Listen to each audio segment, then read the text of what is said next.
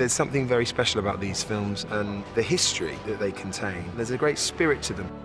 It's quite rare that somebody taps into a universal psyche the way that J.K. is able to. When I finished Potter, I refused to say never again. No matter how many times in interviews I was asked that question. These characters, they're born out of Joe's imagination. There's so much colour and so much vibrancy. To be so in awe of a film and then know you get to play in that world soon, it's incredibly magical.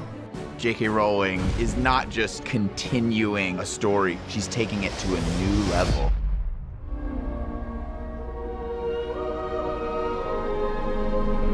Are you going somewhere? No, we're going somewhere. Jeez. It's just been a pleasure to come back and breathe life into the character again.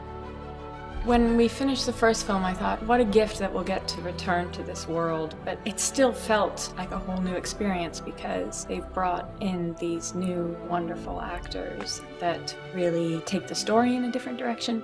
It's more layered, it's more complex, there are more character strands developing. There's a rumor that Newt Scamander is headed to Paris. One of the great glories and joys of the Beast series is how free I am to go different places. Of course, it had to be Paris. Paris is like the perfect tapestry for Joe to really start showing this other world. There's going to be more magic. There's more magical environments. And I think you can tell when you watch the movies, we really build this stuff. And we've got new beasts, as well as revisiting our favourite Bowtruckle and Niffler. Obviously, the Niffler's back. The Niffler's had babies. There's now an entire family of seed stealers. Then you have a Kelpie, who's an underwater creature, so I've been learning to dive in order to film with said Kelpie.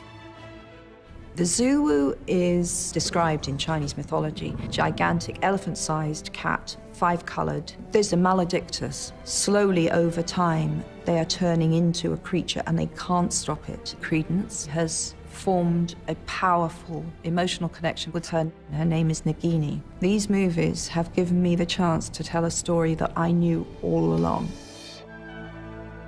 Part of the pleasure of this is obviously connecting back to Harry Potter. One of my favourite things about the new film is the beginning of the exploration into Newt and Dumbledore's relationship. If you'd ever had the pleasure to teach him, you'd know Newt is not a great follower of orders. He's not the fully formed, aged Dumbledore that we all got to see in the Harry Potter films. If you know this story from having read the Potter books, you will know that Dumbledore and Grindelwald were incredibly close. Dumbledore says he was gathering followers and I didn't challenge him. So why didn't he? I can't move against Grindelwald. It has to be you. I think people will be very surprised, having seen the first movie. We're now getting into the meat of the story, and people's allegiances are now being exposed.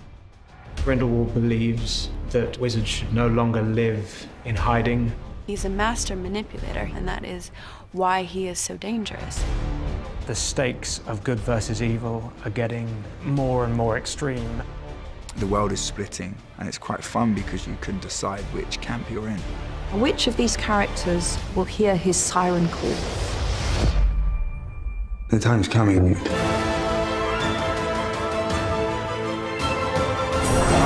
I think it's going to surprise people. Things are becoming much more dark and complicated. The last one feels like an adventure. This is a thriller. It's like a ride, like you get to the end and you're like, whoa, what just happened? It's not like anything we've done before.